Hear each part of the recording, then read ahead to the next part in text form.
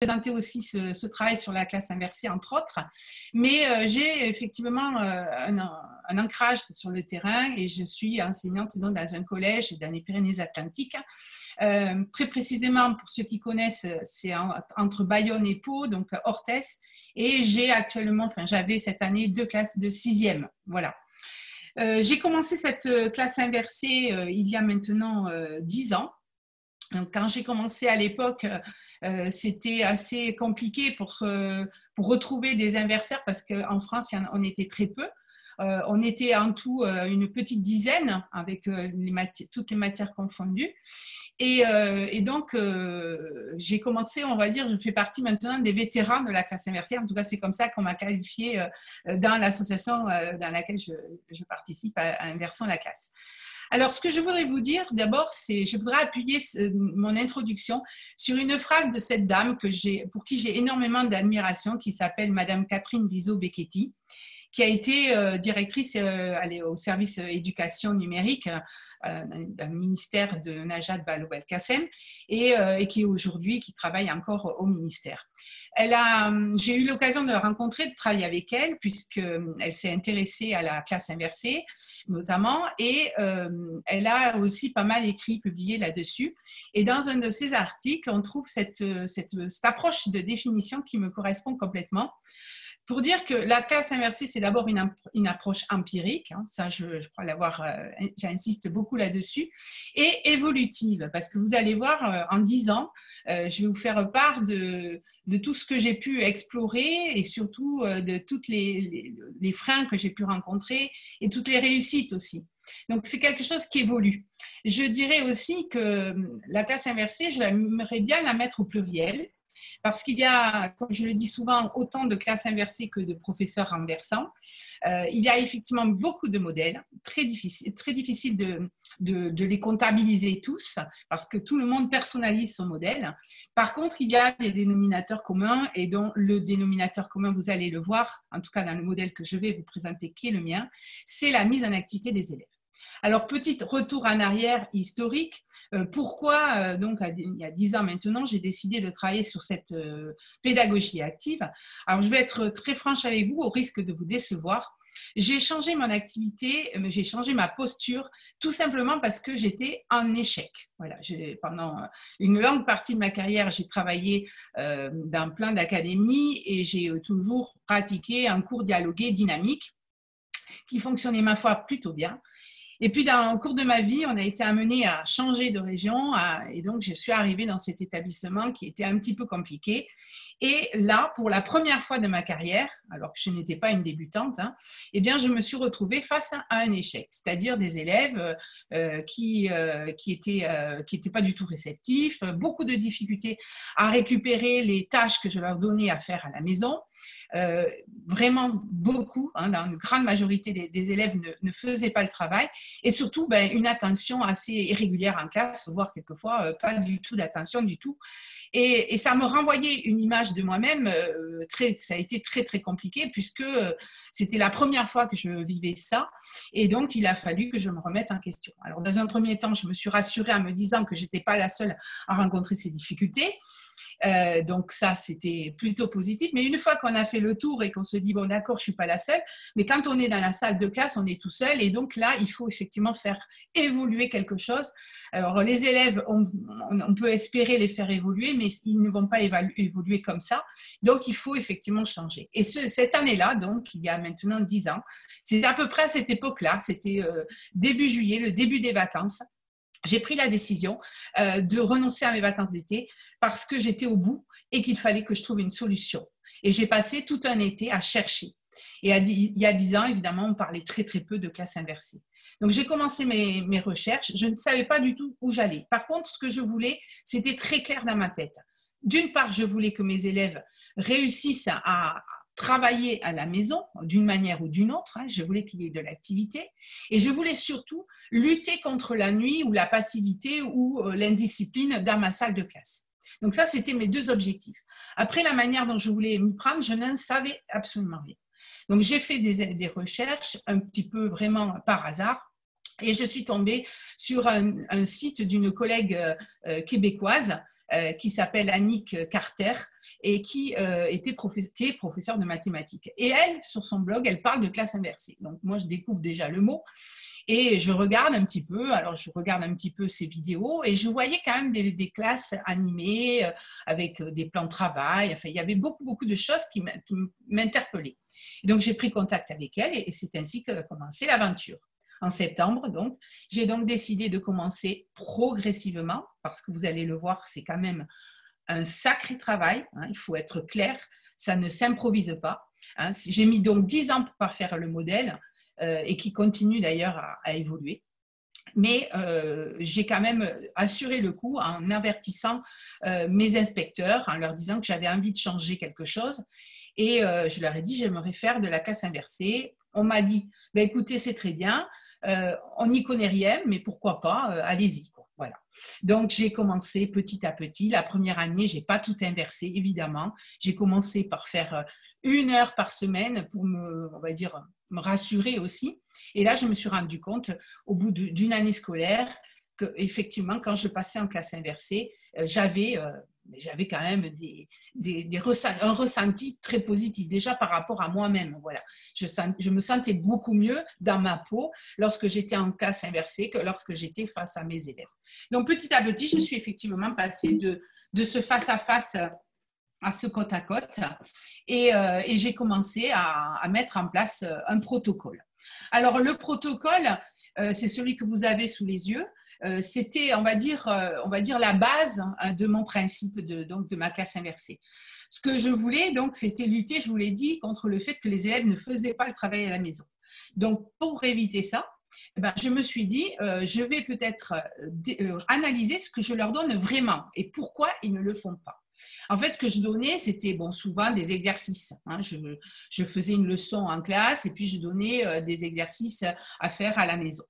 Le problème, c'est que ces exercices, bien souvent, ils n'étaient pas faits parce que, soit par oubli ou par désintérêt, mais il y avait aussi le fait que c'était compliqué pour certains de revenir sur la leçon et de rendre réelle l'application faire le pont directement entre la leçon et les exercices.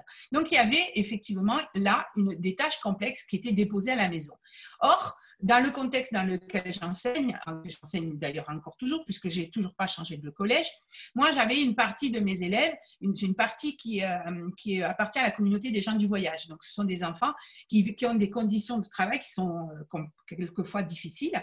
Et surtout, il n'y a pas la culture de l'école ou la culture de l'accompagnement. Donc moi, ce que je voulais, c'est que les élèves, quand ils rentrent dans ma classe, ils soient tous, on va dire, sur un même pied d'égalité, hein, c'est qu'il n'y ait pas d'inégalité entre eux, entre ceux qui sont accompagnés à la maison et ceux qui ne le sont pas. Donc, je voulais donner quelque chose à la maison, mais je voulais que ça soit accessible à tous et veiller à ce que ça soit fait par tout le monde parce que c'était simple.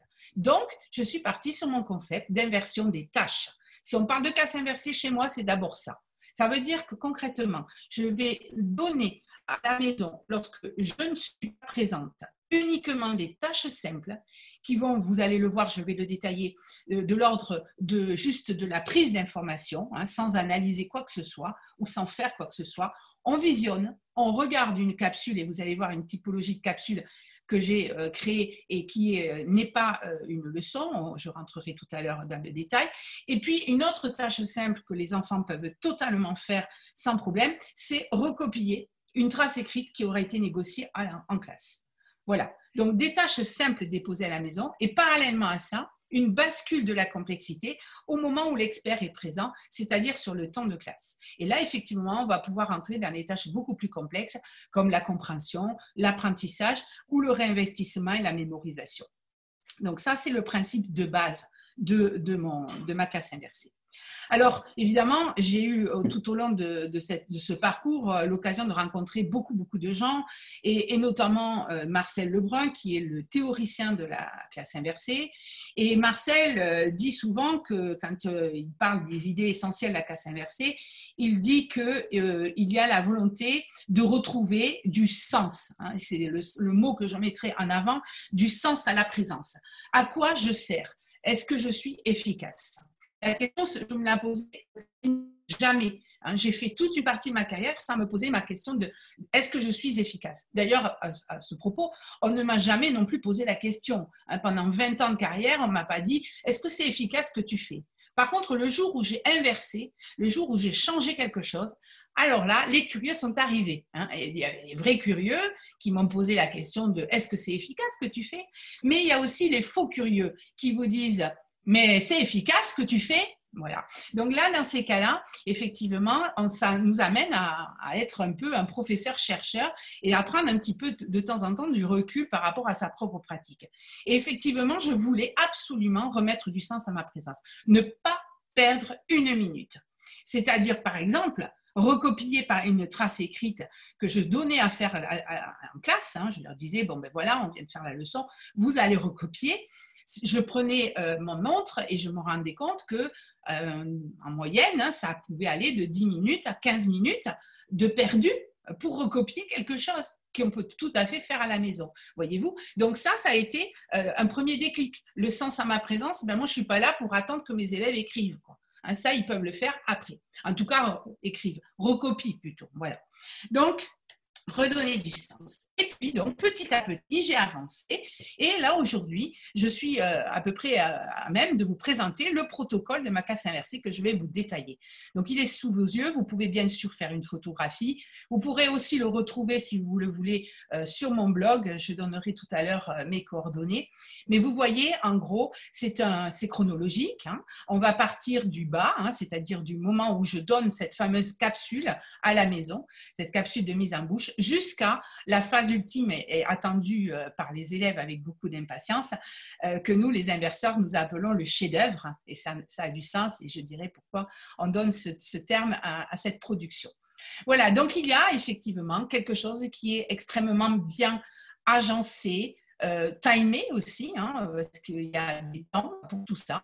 Et c'est parce qu'il y a ce protocole et ce rituel quotidien qui permet aux élèves de rentrer en fait dans une autonomie, vous allez le voir, parce qu'ils connaissent parfaitement les rouages de cette classe inversée. Voilà. Et ça, je dois le dire, en début d'année, ça mérite évidemment de faire une présentation, une explication, pas aussi officielle qu'un webinaire évidemment avec les enfants, mais leur expliquer quelles sont les étapes. Alors ceux qui seront demain dans mon atelier, enfin mercredi dans mon atelier, hein, les 20 personnes que j'aurai verront ça de manière plus concrète, puisque le but de mon atelier, c'est en parallèle par rapport à ce webinaire, c'est d'aller dans les coulisses et le but, c'est de les faire travailler et de leur montrer tous les outils et tout ce qu'on agence pendant ce protocole.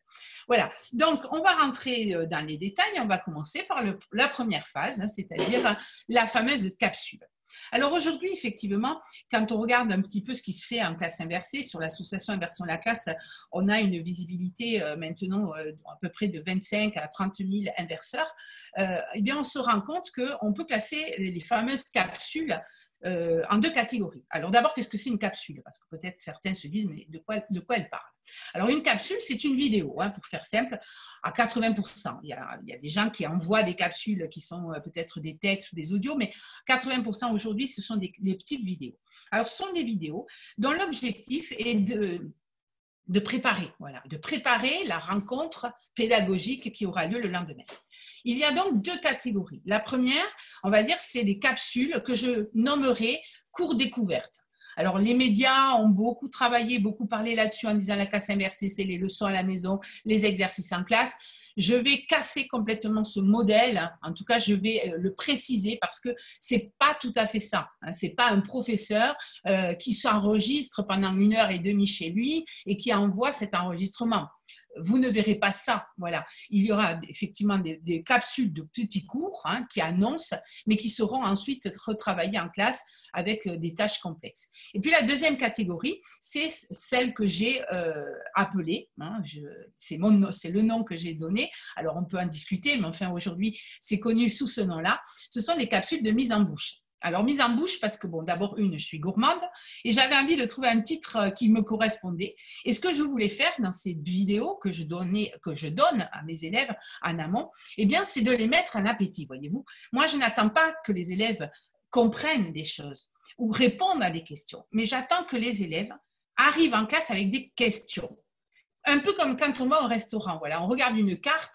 On ne sait pas, on n'aura pas la recette de cuisine, mais on va saliver, on va se projeter. Et c'est ça qui m'intéressait. C'était de donner un petit peu de l'envie, du goût à la chose. Bon, là, aujourd'hui, vous êtes inscrit. J'espère que peut-être le terme de classe inversée vous a mis en appétit. Hein, ça a été une mise en bouche. Voilà. Et j'espère satisfaire vos envies par rapport à ce que je suis en train de dire.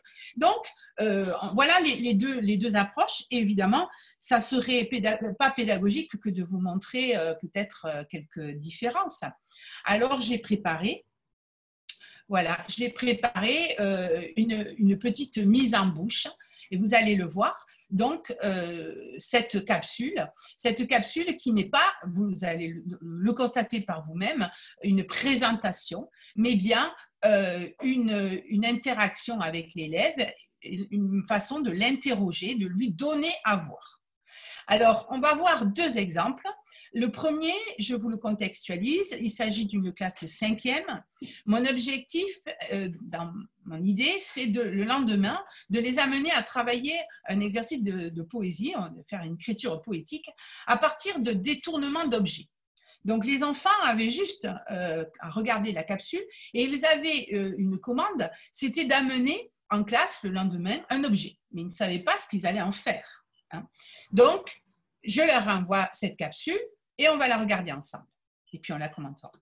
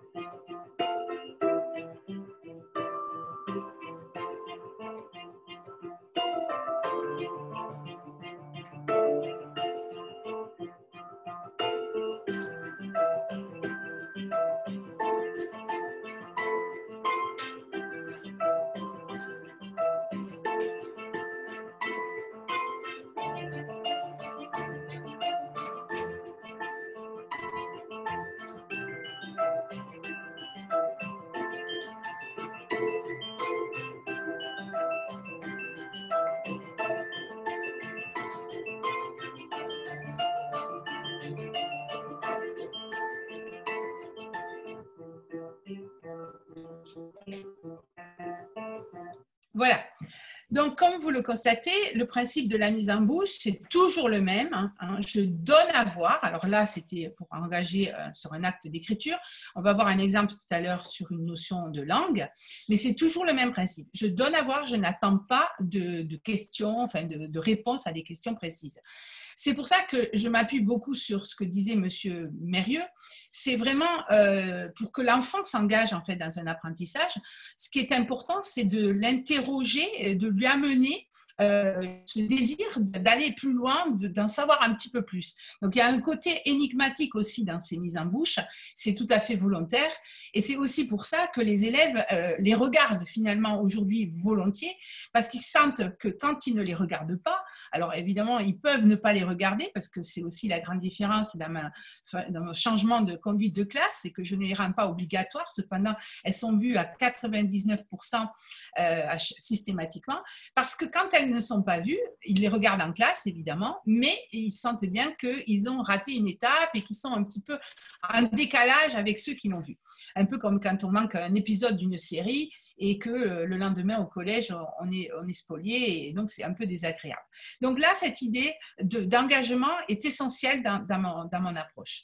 Alors maintenant, regardons ensemble quelque chose qui est toujours dans cette perspective de mise en bouche, mais qui concerne une notion de langue.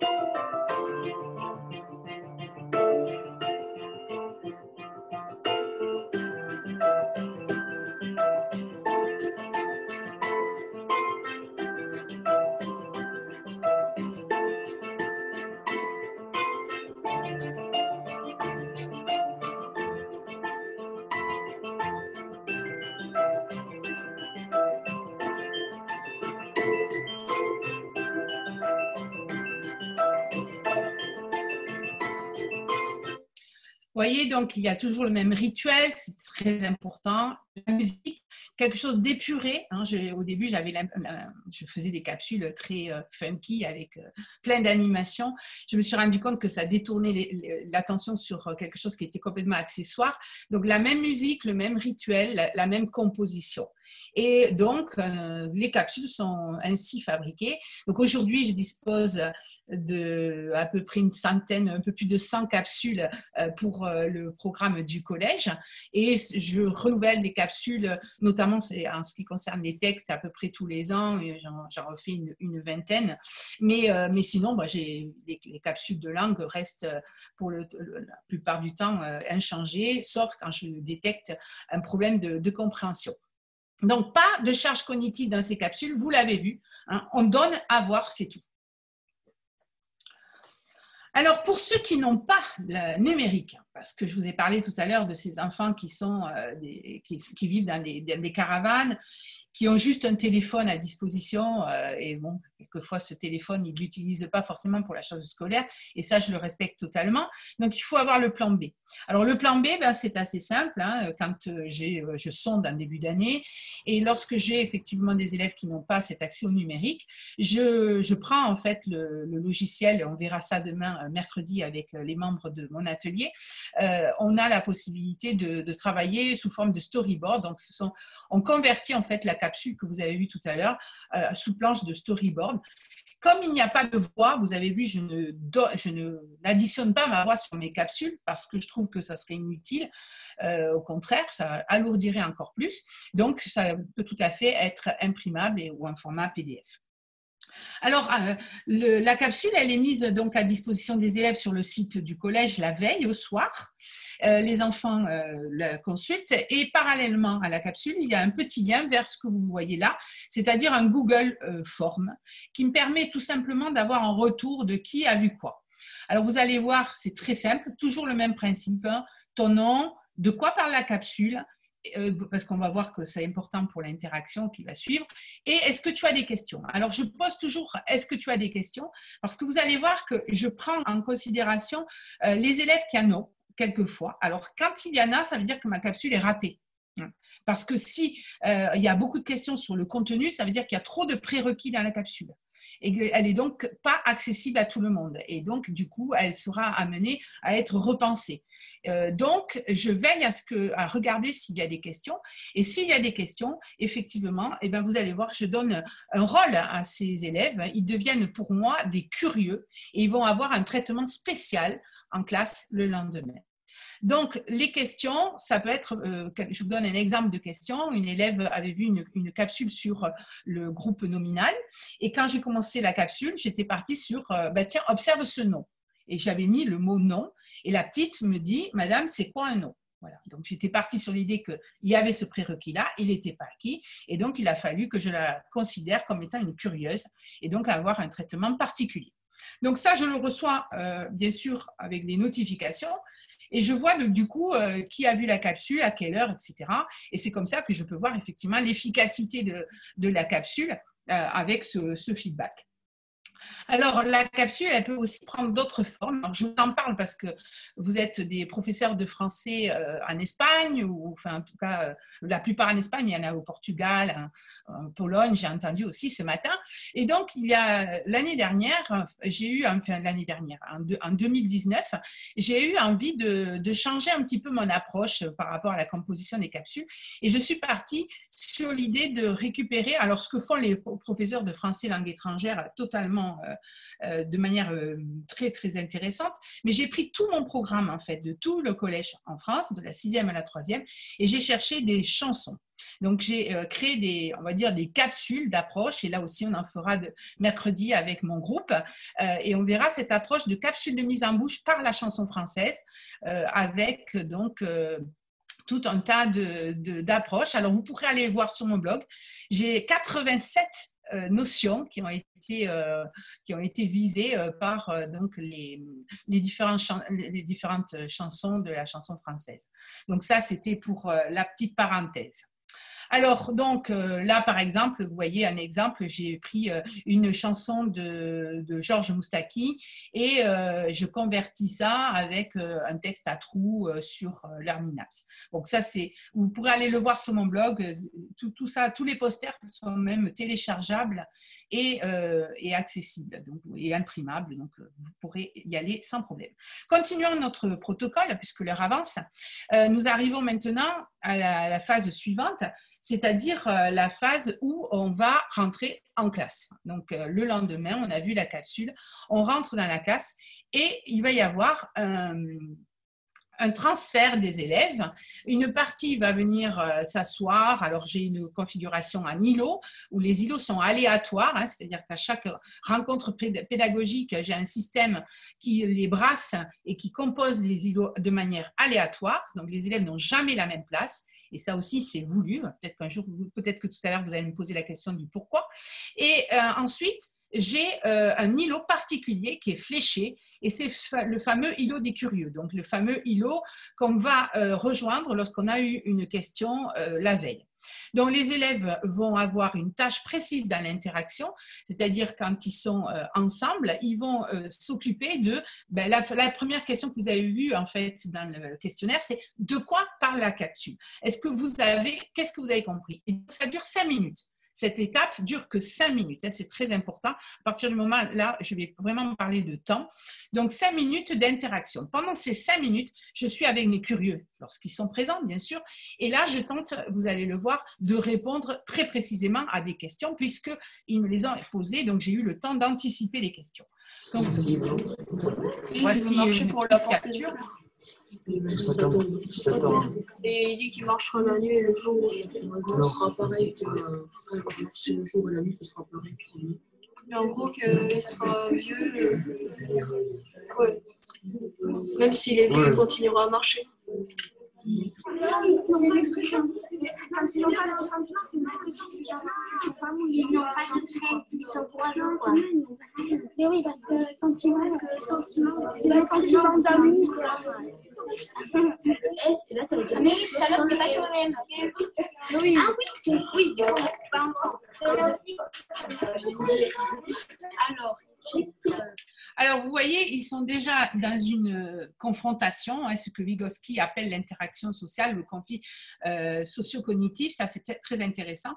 Donc, les élèves se disent de quoi a parlé la capsule et surtout se projettent, et souvent ils vont au-delà, ils se projettent sur la tâche qui va être donnée. Qu'est-ce qu'elle va nous donner à faire à partir de cette capsule? Donc, pendant ce temps-là, je suis avec les curieux et j'ai donc dans cet îlot des fiches d'atelier de réparation. Donc, en fonction des questions aussi, je prépare des fiches qui permettent aux élèves non pas de résoudre le problème en 5 minutes, je n'ai pas cette prétention-là ni ce pouvoir-là, mais en tout cas de leur donner rendez-vous peut-être le lendemain pour qu'ils puissent avoir une approche différente. Donc, je prends un autre chemin que celui qui était emprunté habituellement pour les amener à rentrer dans la notion. La petite, par exemple, qui avait ce problème de repérage du nom, elle ne savait pas trop à quoi ça servait, elle allait avoir sa fiche particulière, personnalisée. Voilà. Donc, les élèves vont rentrer dans cet îlot de curieux. Ils ont la possibilité de choisir eux-mêmes le rendez-vous jusqu'à ce que je répare donc le problème et jusqu'à ce qu'ils soient sortis d'affaires, un petit peu comme un garage, un rendez-vous avec un contrôle technique. Il peut y avoir des contre-visites ou pas. Voilà. Donc, on a ce passage obligé dans le garage de réparation et ça fonctionne plutôt pas mal. Alors, après arrive bien sûr le moment où tout le monde est réuni. Les curieux vont rejoindre les îlots où ils ont été affectés, dans lesquels ils ont été affectés, et on va rentrer dans la tâche complexe.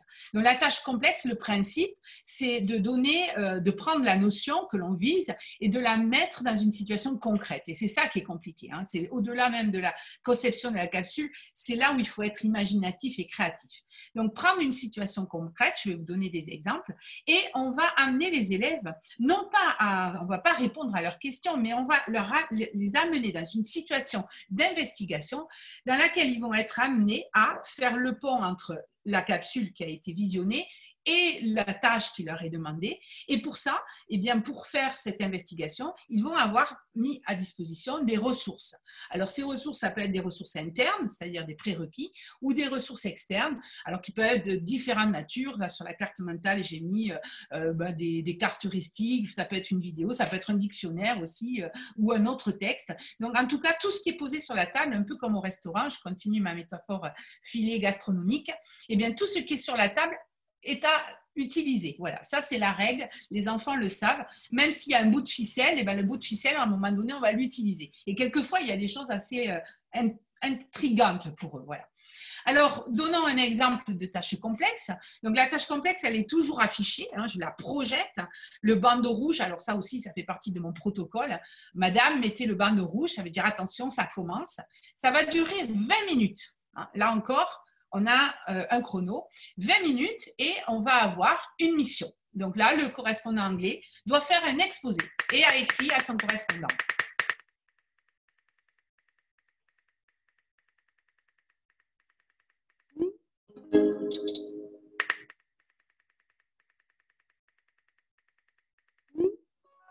Alors, bon, la réponse n'étant pas très satisfaisante, on ne dispose pas d'une semaine, on dispose de 20 minutes. Il va falloir résoudre le problème de, par exemple, l'étude du poème de Victor Hugo. Donc, à chaque fois, hein, il y a une situation concrète. Alors, j'essaie toujours d'avoir une idée nouvelle. Là, par exemple, c'est un petit garçon qui a 6 ans et donc ses parents doivent s'absenter. Ils ont peur de le laisser tout seul. Donc, on leur a confié mes élèves la mission de rendre l'accessibilité à cette maison de manière à ce que tous les dangers soient écartés. Donc pour ça, il y a à disposition un plan, la mission et des post-it. Voilà, des post-it jaunes et des post-it rouges. Et à partir de là, il va falloir se débrouiller. Il faut d'abord, vous voyez, c'est ça qui est intéressant et c'est ça qui crée de l'émulation, que les enfants comprennent d'abord ce qu'il y a à faire, puis le fassent. Alors je vous propose d'aller rentrer vraiment dans le cœur de l'activité en illustrant cette tâche complexe. Donc là, je vais vous montrer ce qu'ont fait les élèves par rapport à ça. Et vous allez essayer de deviner quelle était la notion qui était visée. Donc, première étape, découverte de la tâche. Mets-le à côté. Mets-le à côté des plantes. Sinon, on va le avec une flèche. Une flèche, quoi. On ne sait pas comment on va faire. Peut-être on va coller comme ça. On va faire par pièce. On va faire par pièce, à mon avis. Qu'est-ce que vous en pensez sur le par pièce? Ici, tu n'as pas le droit de toucher. Parce qu'on pense que pour les rouges, c'est ce qu'ils ne peuvent pas faire, et pour les jaunes, ce qu'ils peuvent faire. Donc là, on est sur la phase 1, maintenant quelques minutes plus tard. En ordre, après. En ordre. Oui, range ta chambre tous les soirs. Il y a le four, il ne touche pas. Oui, mais ils ont brisé quand même. Oui, voilà. C'était du balcon. Mais déjà, il n'a pas le droit, je sais pas moi, d'utiliser la cuisine. Parce que c'est dangereux. Déjà, on pourrait mettre ici conseil, ne touche pas à ça. Tu vois? C'est le conseil. Non, c'est pas un conseil, c'est un ordre. On va aller prendre un tuto. Voilà, donc là, vous voyez, l'investigation, elle est intéressante parce qu'il y a une régulation. Et moi, dans mon rôle là, c'est vraiment de passer d'îlot en îlot et non pas d'intervenir sur le contenu. S'il y a des erreurs, je laisse passer, mais surtout de regarder que tout le monde est bien investi dans la tâche. Et c'est là que c'est intéressant parce que je peux individualiser, voir si un enfant décroche, pourquoi il décroche, je m'assois à côté de lui. Alors là, je ne rentre plus du tout debout, j'ai un petit tabouret et je circule comme ça de manière à être la plus discrète possible. Et dans cette étape de tâche complexe, donc bien, je vais essayer de raccrocher. Alors ça va durer donc 20 minutes et en tout, et vous allez avoir juste après, là, il va y avoir la phase de conceptualisation. Donc elle fait partie des 20 minutes, 20-25 minutes. Et donc à partir du moment où on a compris, eh bien on va conceptualiser, c'est-à-dire on va se préparer pour la mise en commun avec tout le monde. Donc là, les élèves vont manipuler toute une série d'images mentales auxquelles je les forme bien sûr en début d'année. Ils choisissent celle qui leur convient le mieux, et ils conceptualisent. Donc ils vont, on les voit là en train de manipuler. Donc on peut le faire avec des tablettes, on peut le faire sur des grands paperboards. Enfin, le numérique facilite bien évidemment, mais on peut aussi le faire avec des grandes feuilles A3. Et on va rapidement conceptualiser. Donc là, sous forme, donc là, je crois que les enfants sont en train de faire un travail sur un texte, et ils vont certainement faire une carte mentale, voilà. Donc là, la phase de conceptualisation se termine. Et puis, on va avoir ce moment qui est très important, qui est ce moment de mise en commun. Donc, de l'effervescence, vous avez vu, active, avec ce bruit de travail qui est au départ compliqué à supporter quand on est habitué à être la maîtresse et qui occupe son espace scénique et qui monopolise la parole, évidemment. Quand on n'a plus la parole, eh bien, ce sont les enfants qui l'ont. Et quand ils parlent, eh bien, eux, ils sont 30. Voilà, hein. Donc, forcément, ça génère du bruit de travail, et ça, il faut apprendre à vivre avec ça. Mais c'est efficace, c'est pas du bavardage, puisque là, du coup, on est là, présent, et on voit bien ce qui se passe. Donc, à un moment donné, un temps calme va arriver, et il va y avoir un tirage au sort. Donc là, ce sont des exemples des cartes qu'ils génèrent pour la phase de conceptualisation, ou des mandalas. On verra demain, mercredi, avec le groupe, aussi le travail sur les mandalas. Ou, je l'ai dit, aussi, ça peut être des conceptualisations avec des post-it. Et ça aussi, c'est une technique que je développerai dans mon atelier. Enfin, je voudrais faire une parenthèse avant la mise en commun pour vous parler des tâches complexes qui existent aussi, qui sont des tâches complexes individuelles. Parce que là, vous avez vu surtout du travail collaboratif, mais on peut faire la même chose, la même investigation de manière individuelle. Et là, cette fois-ci, on va passer par un outil qui est très important, que l'on appelle le plan de travail. Là, vous avez un exemple, et mercredi, dans l'atelier, les collègues auront à générer un plan de travail individuel. Donc, il ne faut pas imaginer que la classe inversée, c'est uniquement du collaboratif ou du coopératif. Ça peut être aussi, et je le conseille vivement, d'alterner d'ailleurs les phases coopératives et les phases individuelles, parce que rentrer tout le temps dans le coopératif ou le collaboratif n'est pas tout le temps apprécié par tous les élèves. Donc, il faut avoir un certain dosage, on va dire, par rapport à ça. Voilà. Donc, après la tâche complexe individuelle, il y a ce moment de mise en commun. Donc, je tire au sort, enfin, c'est pas moi, c'est le logiciel qui tire au sort un élève ou deux.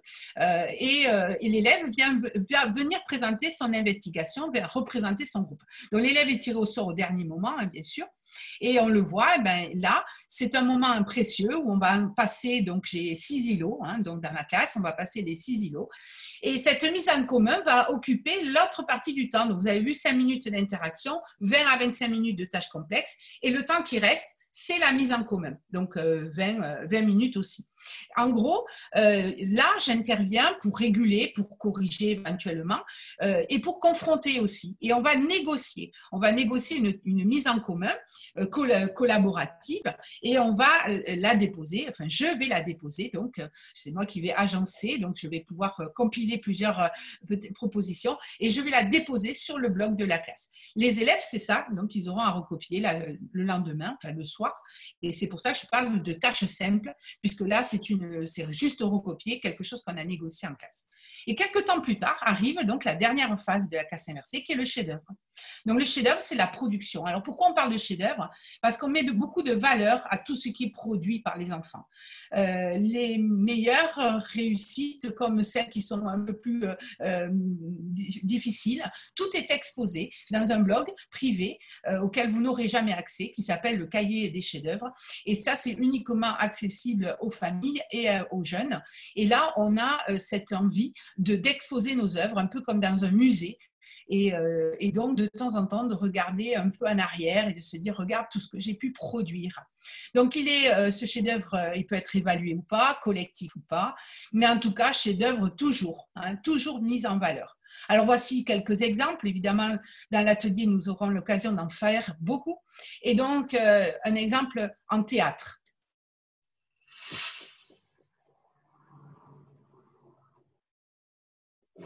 Ô rage, ô désespoir, ô vitesse ennemie, n'ai-je donc tant vécu que pour cette infamie?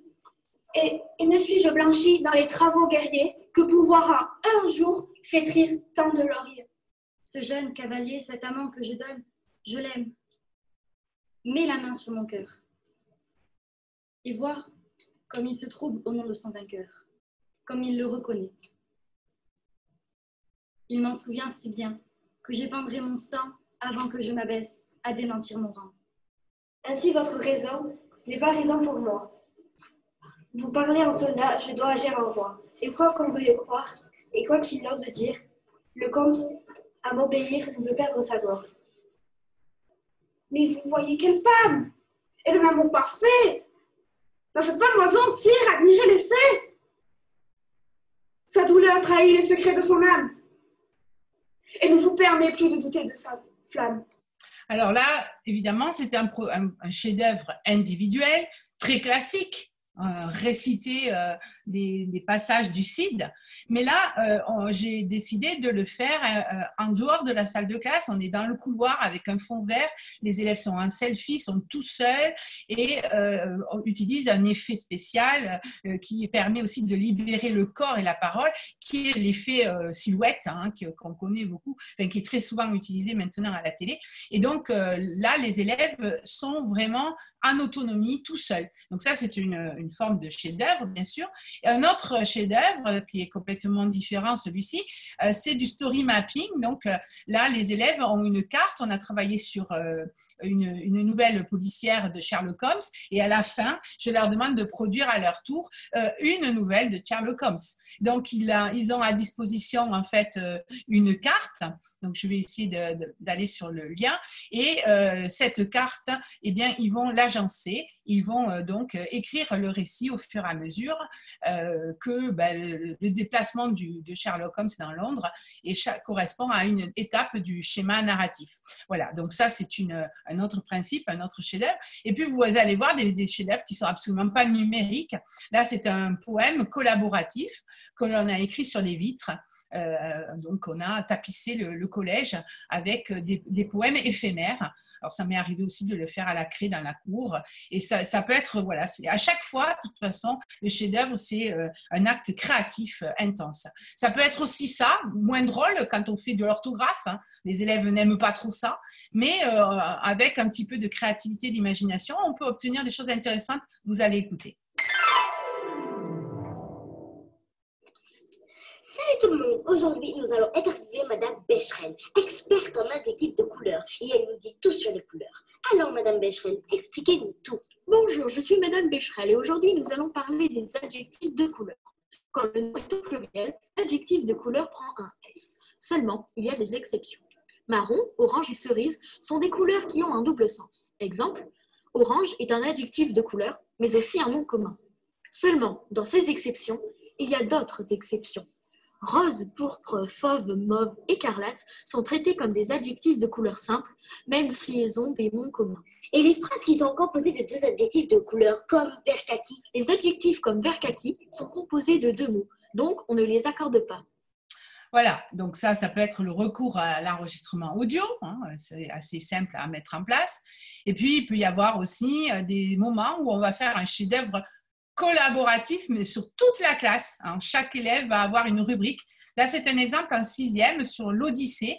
J'avais proposé de monter une émission radio et chaque groupe avait en charge une petite rubrique de l'émission.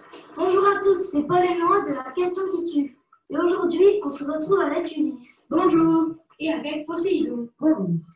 Et maintenant, voici la question qui tue. Le voyage d'Ulysse devait-il durer aussi longtemps? La parole est à Poséidon. Oui, je pense, parce qu'il a triché avec son cheval de Troie de pacotille, qui a réussi à pénétrer la ville de Troie. La parole est à lui. Non, c'est injuste, car j'ai fait une ruse pour les attaquer. Et ça a très bien marché. Ils ont pris ton cheval pour un dieu, et nous, les dieux, nous n'aimons pas ceci. Donc, tu méritais ce voyage. Je vous le redis, c'était une ruse. Et moi, je te le redis, c'était injuste envers les dieux. Voilà. Et enfin, pour terminer ma présentation, je voudrais insister sur le fait qu'il est extrêmement important d'impliquer les familles dans ce changement de posture parce que, comme je vous l'ai dit, dès qu'on change quelque chose, on interroge et donc les familles aussi, deux fois, se posent des questions. Donc moi, j'ai pour habitude de faire des surprises tout au long de l'année. Je mets les élèves en complicité avec moi. On invite les parents en leur faisant croire qu'ils vont voir des productions d'élèves, mais en fait, ce qui les attend, c'est tout simplement eux-mêmes une classe inversée où les élèves vont être animateurs et eux, ils vont être producteurs. Alors voici une petite soirée qui était autour d'une écriture d'une nouvelle fantastique. On avait écrit le début. Ils devaient écrire la suite. Hein. On leur proposait d'écrire une suite. Et donc, ils ont dû travailler ensemble. Il y a eu des professeurs qui étaient là, mais aussi des parents. Et vous allez voir en image.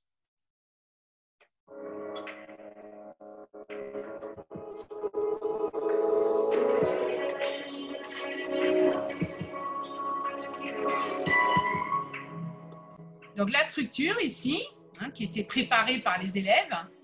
On avait travaillé avec un autre collège qui avait mis en musique nos passages. Hein, voilà. Donc, on avait fait ce travail d'écriture tout au long du premier trimestre. Et puis ensuite, eh ben, donc, on a décidé d'inviter les familles pour continuer.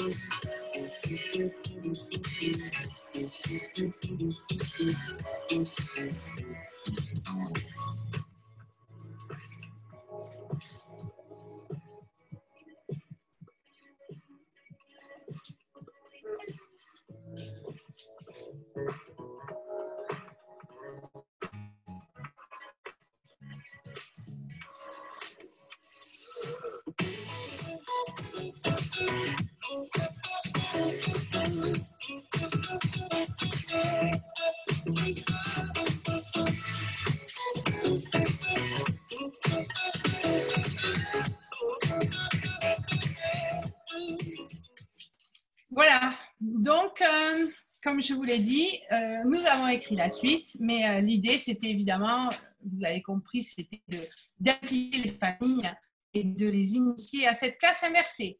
J'en ai terminé. Maintenant, je redonne la parole à la salle pour me poser des questions. Oui, je reprends la parole du moins. Merci infiniment, Marie. J'ai beaucoup de chance d'avoir été modérateur de ce webinaire que j'ai trouvé passionnant parce que, bien évidemment, c'est tout un univers pédagogique fascinant et avoir ce partage avec une personne qui pratique concrètement cette classe inversée, c'est ce qu'il y a de plus précieux, j'imagine aussi pour les collègues qui nous écoutent et qui préparent leur rentrée pour le mois de septembre. Donc, merci mille fois Marie. Alors, je trouve que c'était plus que parfait puisque au travers de déroulé de ta présentation, tu as finalement répondu à certaines questions qui t'étaient adressées via l'onglet questions-réponses. Mais peut-être qu'on pourra quand même revenir sur certains des points qui ont été levés. Alors justement, tu as terminé là-dessus, mais peut-être qu'on peut avoir davantage d'informations. C'est Sandra qui s'est retrouvée confrontée à une réticence des parents sur la modalité classe inversée donc l'implication, tu en as donné un exemple, c'est vraiment de les faire venir dans l'école et de les faire pratiquer. C'est très intéressant, mais d'après toi, pourquoi donc les parents peuvent exprimer des réticences vis-à-vis de cette technique de la classe inversée, de cette façon d'enseigner? Alors déjà, ce que je conseille à Sandra, c'est de savoir, d'aller jusqu'au bout de la démarche d'investigation, c'est-à-dire de comprendre ce qui est reproché. Parce que ça peut être plusieurs choses. Ça peut être d'abord la forme de la classe inversée qui n'est pas adaptée au contexte. Donc par exemple, j'entends par là, si les capsules sont des capsules de notions, elles peuvent être parfois inaccessibles pour certaines par rapport à l'équipement numérique. Elles peuvent être inaccessibles pour certains parce que trop complexes, parce que trop de prérequis, trop de notions, et donc finalement ça a l'effet inverse de ce qu'on attend, c'est-à-dire la préparation d'une classe égalitaire. Donc ça peut être ça. Ça peut être le travail collaboratif qui est trop fréquent et dans lequel le jeune, souvent d'ailleurs les meilleurs élèves, ont du mal parce que le travail collaboratif, il a un avantage, certes, c'est ce qu'on a vu avec Vygotsky, hein, c'était ce conflit entre pairs socio-cognitif qui est intéressant, mais il a aussi son revers, qui est important de le souligner, c'est qu'il noie les individualités. Quand on est dans un groupe, vous le savez bien, il va y avoir des leaders naturels qui vont s'imposer et quelquefois, l'élève qui a en réussite a l'habitude, lui, de briller, d'être mis en lumière. Là, son travail, même s'il est efficace, sera lissé. Donc ça, c'est quelque chose aussi qu'il faut en tenir compte. Il y a des solutions à tout ça. Alors, il faut d'abord savoir ce qui pose problème et après, en fonction de ce qui veut oser remonter du terrain, agencer et ajuster. C'est ce que j'ai fait, hein, évidemment. Moi, quand au bout de 2 ans, on m'a demandé, donc Madame Becchetti, qui travaille au ministère, m'a demandé de faire ce travail d'évaluation de mon dispositif. Et donc, j'ai fait des évaluations qualitatives et quantitatives sur les échantillons dont je disposais. Et j'ai eu ces retours dont parle Sandra, c'est-à-dire des fois des remarques qui sont des critiques, hein, et tout à fait légitimes. Et donc, analyser la critique et ensuite répondre. Alors, la première réponse, donc, la communication, tu l'as dit, ça c'est évident. Bien montrer son protocole, bien dire pourquoi on le fait. Donc, vous avez vu ce que je vous ai présenté, je le simplifie, mais je le dis clairement aux familles. Ça, c'est fondamental. Et ensuite, pour les problèmes liés à la collaboration excessive, etc., adapter ça et dire effectivement, ne pas toujours faire la même chose, ne pas être tout le temps dans du travail collaboratif, avoir des plans individualisés, évaluer la coopération, mais jamais la collaboration, parce que c'est très compliqué d'évaluer la collaboration. On peut demander aux élèves de s'auto-évaluer dans une collaboration, mais sans pour autant en faire état. Ça me paraît très important. Et puis, je disais, donc la troisième et dernière chose, c'est d'être en contact régulier avec les familles, écouter les remarques, même s'ils ne sont pas des experts, bien sûr. Hein, il faut qu'ils restent à leur juste place de parents, mais cependant, l'échange est très important. Enfin, en tout cas, moi, aujourd'hui, avec toute cette expérience, je me suis habituée aussi à prendre en compte ces remarques, parce que quand on est tout seul et quand on est sur un dispositif plus institutionnel, on n'est pas habitué à avoir des remarques. Et là, aujourd'hui, c'est vrai que le fait d'avoir changé ma façon de travailler, j'attire les regards et j'attire les interrogations et j'ai appris, bien entendu, à y répondre parce que mon protocole est clair dans ma tête, je sais où je vais et je suis capable de justifier absolument tout ce que je fais. Voilà. Très bien. Merci Marie pour cette réponse complète. Alors peut-être que ce n'est pas vraiment une question, mais il y a beaucoup de participants qui nous demandent l'adresse de ton blog. Donc peut-être que tu peux le noter sur la partie conversée, comme ça tout le monde l'aura en temps réel. Et du coup, la question que je te pose, c'est parce que c'est aussi une des questions qui revient, c'est les outils techniques que tu utilises pour faire les capsules, etc. Est-ce que, par exemple, sur ton blog, tu mets des exemples d'outils, de logiciels ou d'applications qu'il est possible d'utiliser? Ou si ce n'est pas le cas, est-ce que tu peux nous donner quelques informations, peut-être sans rentrer peut-être dans un catalogue trop technique, hein, mais… Ouais. Alors, les outils, je ne vais pas faire râler les gens qui étaient en liste d'attente sur mon atelier, puisque tu m'as dit qu'il y en avait quelques-uns qui n'avaient pas pu accéder à l'atelier. Donc, tous les outils, nous allons les voir avec les 20 collègues présents. Et sinon, effectivement, tu as raison. Je viens de glisser l'adresse de mon blog. Vous me suivez sur Twitter, surtout. Vous allez sur le blog régulièrement. Vous pouvez vous inscrire à la newsletter et vous verrez les outils. Mais en gros, ces outils, j'avais envie de vous dire, on peut très, très bien faire ce que j'ai fait au départ. C'est-à-dire, au début, je n'avais pas d'outils numériques, je n'avais pas de tablette, je n'avais rien. Et donc, j'ai fait avec les moyens du bord. Donc, c'est-à-dire que la capsule, je la faisais sur mon ordinateur. Et ensuite, en classe, je travaillais avec des paperboards, des post-it, voilà, du papier. Et ça fonctionnait très bien. Aujourd'hui, j'utilise un logiciel de carte mentale pour la phase de conceptualisation. J'utilise un tableur aussi pour la phase de conceptualisation. J'utilise également un outil de brainstorming pour la phase d'interaction, qui permet d'aller assez vite, qui permet de travailler avec aussi des post-it que l'on va scanner. Et puis après, pour le chef-d'œuvre, c'est en fonction aussi de ce que je vise, mais ça peut être, là vous avez vu la carte par exemple, c'était ThinkLink, que j'ai utilisé. Vous avez vu l'audio, c'était dictaphone, un simple dictaphone qui fait très très bien l'affaire. Et puis, après, ça peut être du non numérique. On l'a vu l'exemple avec les vitres. Donc, vous pouvez aller sur le blog. Vous allez voir, c'est un petit peu… il y a beaucoup de choses. Il y a énormément de choses. Il faut fouiller, mais vous allez voir effectivement des expériences. Et du coup, Marie, je me permets, alors c'est une question personnelle, mais j'espère qu'elle intéressera les autres, c'est sur les chefs-d'œuvre, est-ce que tu mets à contribution parfois justement les enfants est-ce que tu fais appel à leurs idées aussi? Parce qu'aujourd'hui, eux, ils connaissent très bien les applications qui permettent de faire du silhouette ou du mapping, etc. Est-ce que justement, tu vas jusqu'à la collaboration, jusqu'à ce niveau de collaboration avec ton groupe classe pour leur demander, voilà, maintenant, comment vous voyez les choses, surtout s'il s'agit d'un chef-d'œuvre collectif au final? Oui, tout à fait, oui. Ça, je donne une palette. En fait, je passe une commande et après, ils sont libres de le faire sous format papier ou sous format numérique. Pendant le confinement, j'ai cru qu'il y avait quelqu'un qui m'a posé la question, mais comment vous avez travaillé la classe inversée pendant le confinement? Je crois que je vais vous envoyer directement le lien d'une conférence que j'ai menée justement sur ce sujet. Je vais tenter de la glisser. Enfin, si vous allez sur mon Twitter, elle est épinglée sur mon Twitter.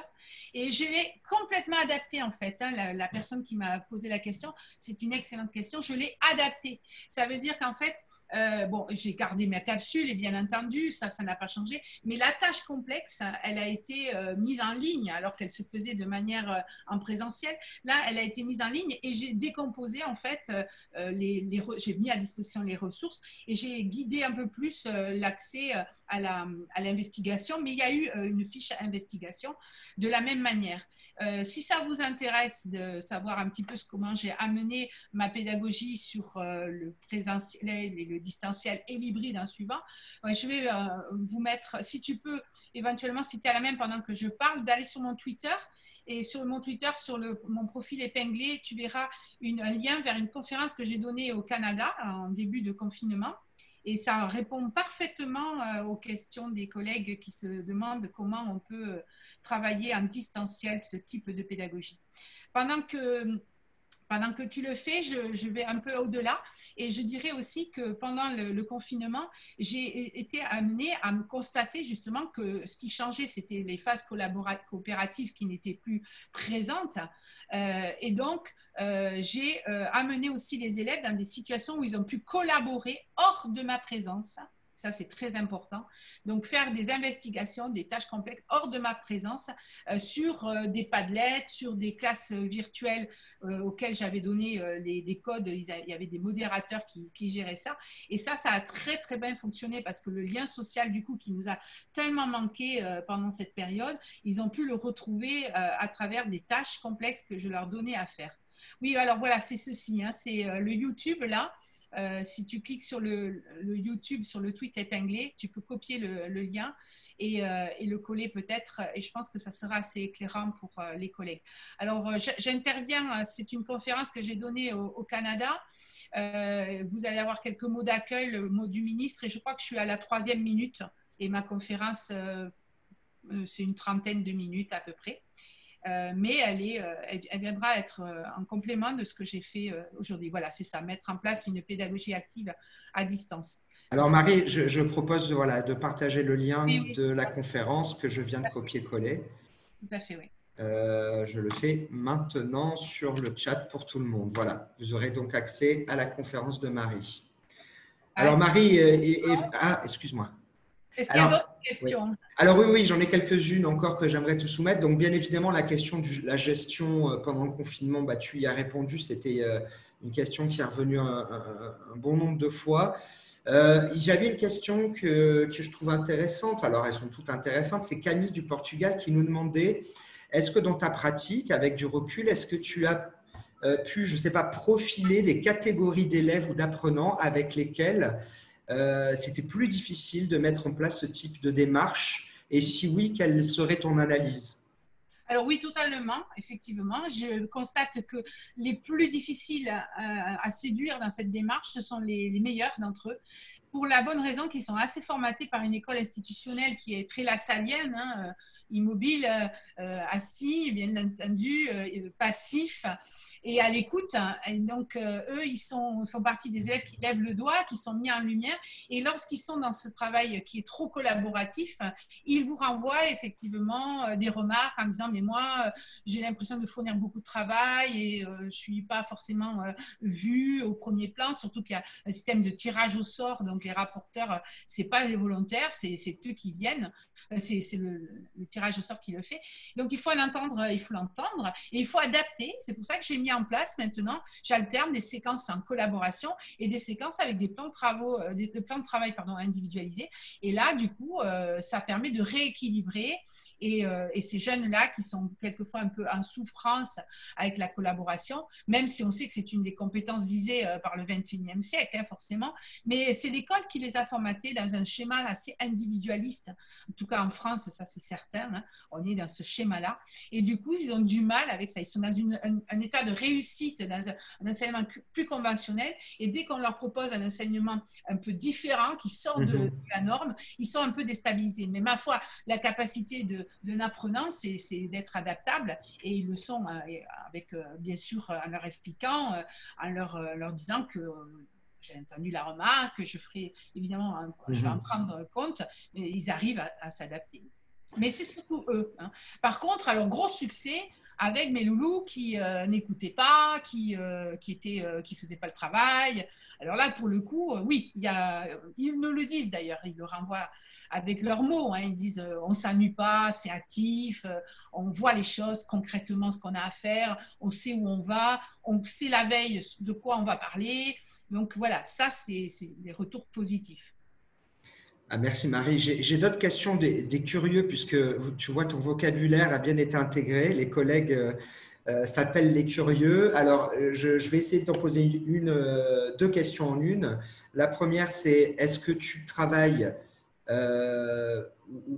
est-ce que tu peux estimer la volumétrie justement de classe inversée dans ta progression pédagogique annuelle, puisque les collègues se demandent si tu travailles uniquement comme ça ou si tu alternes, etc. Et je te pose peut-être une forme de corollaire, pas exactement ça, mais est-ce que le projet de classe inversée peut aussi se concevoir en interdisciplinarité ou en interclasse, en intergroupe? Alors, la question sur la classe inversée annualisée, oui, hein, je suis uniquement en classe inversée annualisée. Aujourd'hui, j'ai une grosse maîtrise de ma progression annuelle puisque je réussis à avoir suffisamment d'expertise pour absolument rentrer, on va dire, les compétences visées, le contenu disciplinaire à faire passer dans la classe inversée.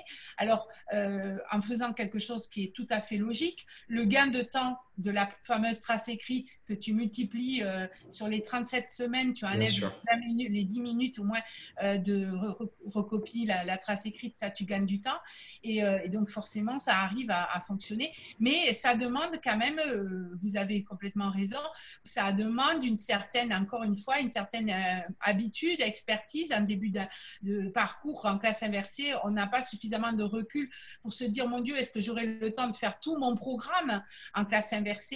Parce que forcément l'investigation d'une classe, ça va beaucoup plus lentement que lorsque c'est le professeur qui mène la danse, évidemment, hein. Mais cependant, vous allez voir que avec l'expertise, vous allez rentrer tout ça. Et en interdisciplinaire, oui, j'ai déjà testé ça. Hein, j'ai déjà fait une expérience en classe inversée avec ma collègue d'anglais. Alors, j'en profite pour vous mettre là tout de suite, je vais refaire un partage d'écran, mais je vous ai mis en bonus un petit complément d'information Est-ce que vous voyez ce que je Oui, vois? je te confirme, Marie, on voit bien. Voilà, ça c'est pour vous montrer, je vous ai mis le lien dans le chat, mais ça c'est le programme que je viens de conclure avec les élèves de 6e là, cette année. Donc vous avez tout le programme et toute l'explication du programme qui est en classe inversée, mais en plus là, il y a une difficulté supplémentaire que j'ai rajoutée, c'est une simulation globale.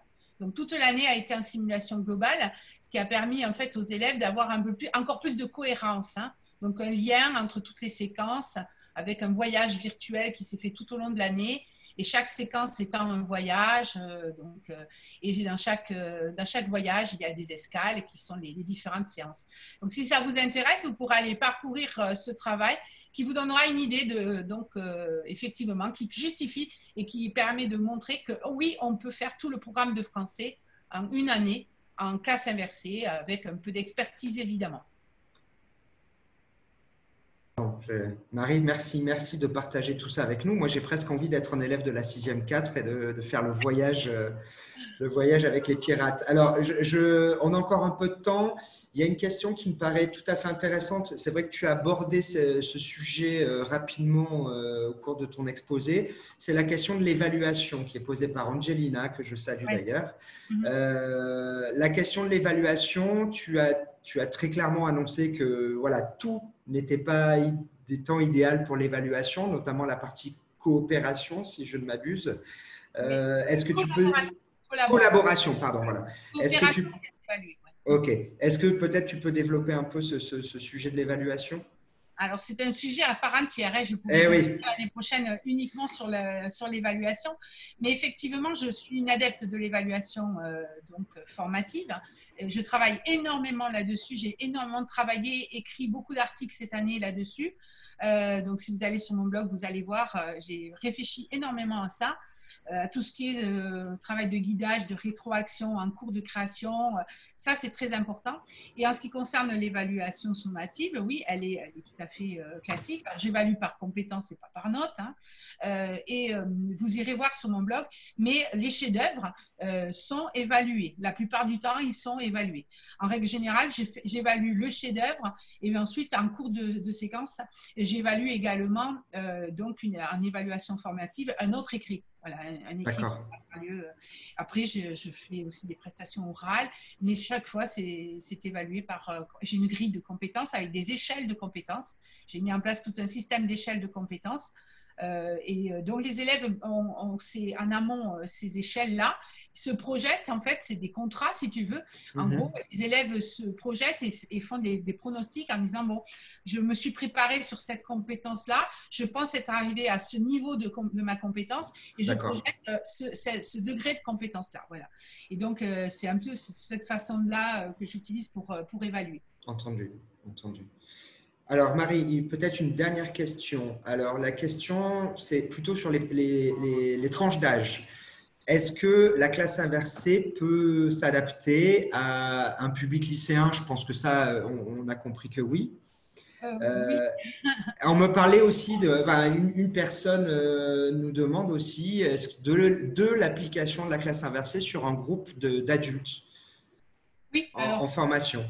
Totalement. Alors déjà, oui, ça s'adapte. Je travaille avec une école de commerce sur Paris où je fais de la formation de formateurs et donc j'ai mis en place une classe inversée à l'échelle de l'école pour tous les formateurs en interdisciplinarité. Donc j'ai travaillé sur ce projet avec cette école à Paris. Donc oui, au niveau supérieur, ça fonctionne. Et évidemment, alors au niveau… Donc, je reprends les 20 stagiaires qui seront avec moi mercredi, jeudi, vendredi, vont travailler en classe inversée sur l'atelier. Donc, oui, tout à fait, en posture de formation de formateur aussi, ça fonctionne extrêmement bien. À partir du moment où on a des apprenants, quel que soit l'âge, eh bien, on a la possibilité de les mettre en activité. Voilà. Là, aujourd'hui, ce n'était pas le cas puisqu'on était dans un format très descendant, mais ça m'arrive aussi de faire des conférences en inversion. C'est tout à fait réalisable. Donc, oui, tout à fait, c'est transposable. La seule chose, c'est qu'il faut bien diagnostiquer au départ son public, son contexte, les outils dont il dispose et rester tout le temps en communication avec eux. Ça, à mon avis, c'est essentiel. Alors, une dernière question, Marie? Du point de vue de l'établissement, on va dire, de l'institution, est-ce que tu as déjà, toi, vécu des réticences en instaurant la classe inversée? Parce que je pense que c'est une question importante aussi. Bien sûr, évidemment qu'on a des réticences. Forcément, ça bouscule. Voilà. Donc, le conseil que je vais vous donner, hein, c'est déjà d'adopter ma posture, c'est-à-dire travailler dans l'ombre au sein de son établissement. Moi, personne ne sait qui je suis dans mon établissement. Tout le monde ignore que je fais des conférences sur la classe inversée. Je ne parle jamais de ça. Je ne dis jamais que je suis sur Twitter. Donc, je suis une illustre inconnue pour la plupart. Et ça me va très, très bien. Voilà. Pour éviter, si vous voulez, la proximité, le fait de travailler comme ça dans un établissement, si on donne à voir, si on dit voilà, je fais ça, ça peut quelquefois heurter des sensibilités ou mettre mal à l'aise certaines personnes. Donc, moins je communique, mieux c'est. Après, ça ne veut pas dire que je suis complètement fermée. Il y a de temps en temps, il y a des collègues qui viennent de loin même me voir dans mon établissement. Et à ce moment-là, il y a un ou deux collègues qui me disent mais qu'est-ce que tu fais? C'est bizarre. Tu as des gens qui viennent te voir. Qu'est-ce que tu fais donc d'exceptionnel?